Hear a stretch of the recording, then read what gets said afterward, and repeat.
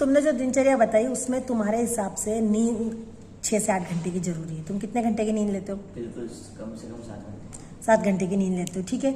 लेकिन यही चीज विल पावर से जुड़ी हुई है कि अगर आप किसी बहुत ज़्यादा पसंद किए जाने वाले समय के लिए समय देते हो, काम के लिए समय देते हो, तो आपकी नींद भी कम समय में पूरी हो जाएगी। लेकिन आपको वो मंजूरी नहीं है, आपकी लिस्ट में वो चीज़ ही नहीं है, क्योंकि आपके दिमाग ने पहले उस चीज़ को बाहर फेंक दिया है, ठीक है ना। जो चीज़ें कंपलसरी होती है वो इंसान कितना भी बिजी रहे अपने 24 घंटे में इंक्लूड करता है, चाहे वो मोबाइल देखना हो, किसी व्यक्ति से मिलना हो, ड्रिंक करना हो, ठीक है, पार्टीज करना हो। जो व्यक्ति को चीज़ें पसंद होती है वो हर हाल में अपनी लिस्ट में वो इंक्लूड करता है। तो अच्छी चीज़ें हमारी लिस्ट में इंक्लूड ही नहीं होती, क्योंकि हम पहले ही स्टेप पे उसको बाहर कर देते अपनी लिस्ट से। तो अगर आप अच्छा बनना चाहते हैं, अगर आप चाहते हैं कि अच्छी आदतें आपके जीवन में आए, तो उसे अपनी प्राथमिक लिस्ट में डालिए। उस लिस्ट को अपने सामने रखिए, रोज उसको देखिए, पढ़िए, और आपको गिल्टी होने लगेगी कि आप ये अच्छी चीज़ नहीं कर पा रहे हो, तो आप अंदर से उस चीज़ को करने के लिए प्रेरित हो जाओगे, और फिर धीरे धीरे आप उसको प्रैक्टिकली कर भी लोगे, क्योंकि आपको खुद ये समझ में आने लगेगा कि किस चीज़ को अवॉइड करके इस चीज़ को एक्सेप्ट करना है, ठीक है। और ये चीज़ आप खुद बना सकते हो, या फिर किसी अच्छे इंस्ट्रक्टर से मिलो जो आपको आपकी लिस्ट बना के दे और उसके ऊपर चलने के लिए प्रेरित करे।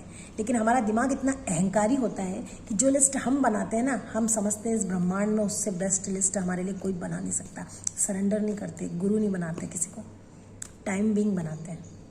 अगर आपने सरेंडर कर दिया ना, तो भी आपकी समस्या शट आउट हो जाएगी। हम सरेंडर करने में भी शंका करते हैं, शक करते हैं कि सामने वाला एबल है, नहीं एबल है। आप उससे जितना सीखना चाहते हो, जितनी चीज़ लेना चाहते हो, कम से कम एटलीस्ट उसको सरेंडर करके ये बताइए कि आप उस पर विश्वास करते हैं, तो फिर वो अपने गूढ़ रहस्य आपको देगा। अगर आप शंका करोगे तो वो भी आपके साथ व्यवसाय करेगा, व्यापार करेगा।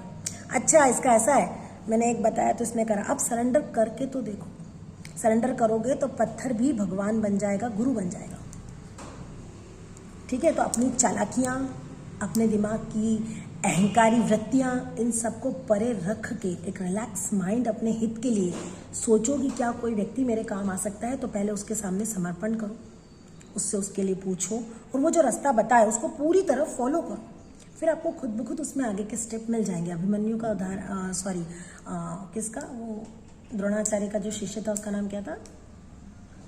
नहीं, अर्जुन ने, जिससे उन्होंने अंगूठा मांगा था, एकलव्य। उसका उदाहरण सबसे सटीक है, साइकोलॉजिकल बेस्ट है कि कैसे किसी व्यक्ति का समर्पण उसको किसी भी गुरु की फिजिकल उपस्थिति के बिना उस चीज़ में उसको एक्सपर्ट बना दिया उसके समर्पण ने। और इतना एक्सपर्ट कि गुरु खुद होते तो उतना अच्छा नहीं कर पाता। ये कौन सी पावर है? मन की पावर है, मन का विज्ञान है, जो हमारे यहाँ पहले से चल रहा है, जो हमारे यहाँ के लोगों ने उदाहरण के तौर पे लिख कर ही इसलिए दिया कि आप उससे सीखो। आप उसको एक कहानी समझ के छोड़ देते हो, वो कोई कहानी नहीं है, वो हमारी इमोशनल और हमारी मेंटल हेल्थ, इसका सबसे बड़ा सबूत है।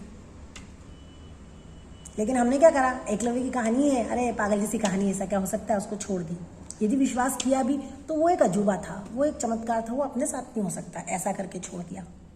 कभी ये ट्राई नहीं किया कि उसके साथ कुछ ऐसा हो सकता है तो हमारे साथ क्यों नहीं हो सकता। वो बैठा, उसने मूर्ति बनाई, उसने धनुष और बाण हाथ में लिए, उसने निशाने लगाने का ट्राई करना शुरू किया। दैट्स व्हाई वो खुद को गुरु बनाकर सीख गया, और इतना अच्छा उसने खुद को गुरु बनाया कि जिसको उसने आइडियल मानकर वहाँ मूर्ति के रूप में बिठाया था, वो उनसे भी आगे निकल गया। मतलब ब्रह्मांड, यूनिवर्स आपको क्या कहना चाहता है कि आप सब कुछ सीख सकते हो, आप सब कुछ जान सकते हो, पर आप में सरेंडर करने की काबिलियत होना चाहिए। कुछ कर गुजरने के लिए आपके हाथ पांव चलना चाहिए।